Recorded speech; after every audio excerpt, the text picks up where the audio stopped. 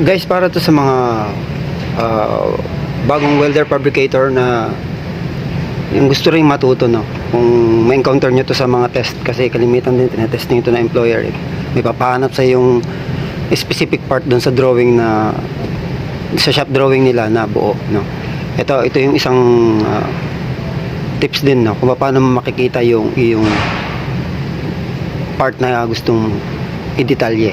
So ganito, kung makikita mo dito sa may letter E nakaara doon until dito sa may line, so ibig sabihin letter E up to W meron ng line dito, yun ang coverage nya, yun ang coverage ng letter E. Ibig sabihin lahat ng coverage ng letter E na yan, nandun yung details ng kailangan mo sa part na to.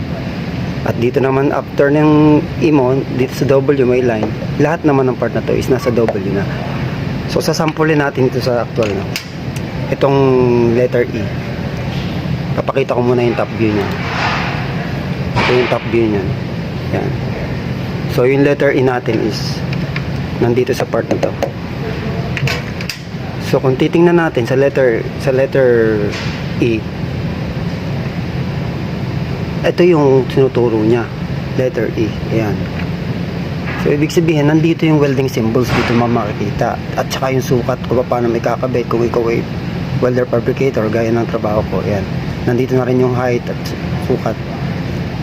Nandito na rin yung welding symbol. So ibig sabihin dito single B both sides, no? So puntahan natin sa actual. So kung makikita mo sa drawing, ito yan, both sides ang welding, walang sukat ng welding doon. Ibig sabihin kung anong laki ng bevel, punan mo na lang ng welding. So ibig sabihin sa drawing, ang mula dito letter E up to dito nahati yung sa W, no? So puntahan ulit natin yung drawing. So kung gusto mo naman makita yung details naman ng sa W, ito part na to, nandito naman siya.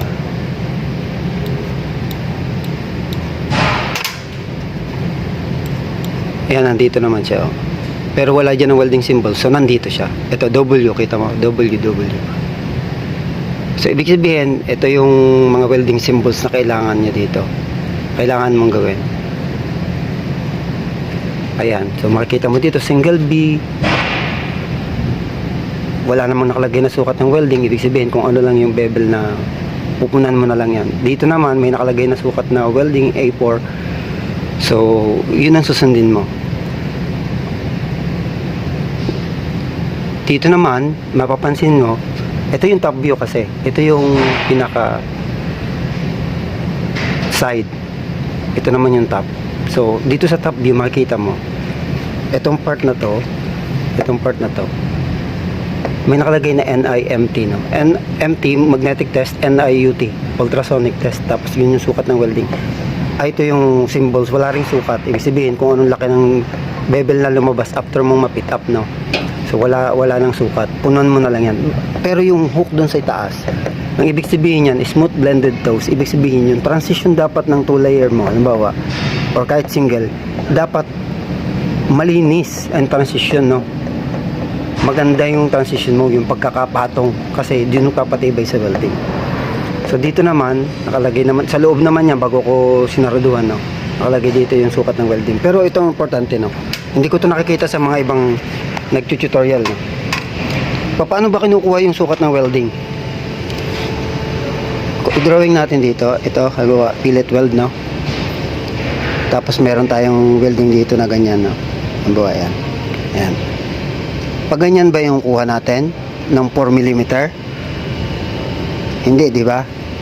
Kasi napakalaki niyan kung 4mm ang susukatin mo. Ang tamang pagkuha ng sukat ng welding is dito. A4, 4mm ito. Ngayon kung para naman dun sa mga medyo pilosopo, no, baka sabihin naman nila, paano kumpurin mo to bago ito naman ito lang ang lapad. So ibig sabihin lalabas ng welding mo papaganyan, paganyan. Hindi pa pwede, diba? So ang tamang pagkuha ng sukat, ito talaga.